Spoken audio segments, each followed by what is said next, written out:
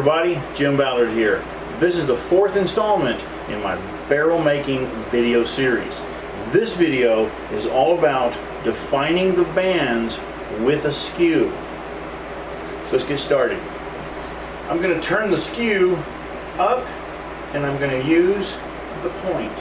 We're going to score each one of these lines to define these bands. And here we go.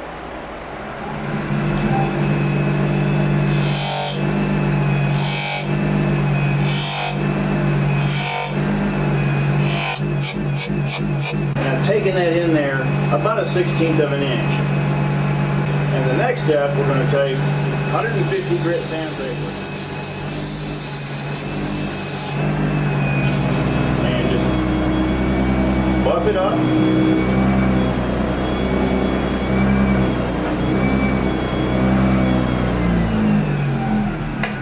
Well, that's all for this video. Next video, we're going to go to silver and buff. First part of the paint job that starts the aging process. As always, please subscribe, give a thumbs up, share, and ring that bell so that you'll be notified in any more future videos in this series. Till next time, I'm Jim Ballard. See ya.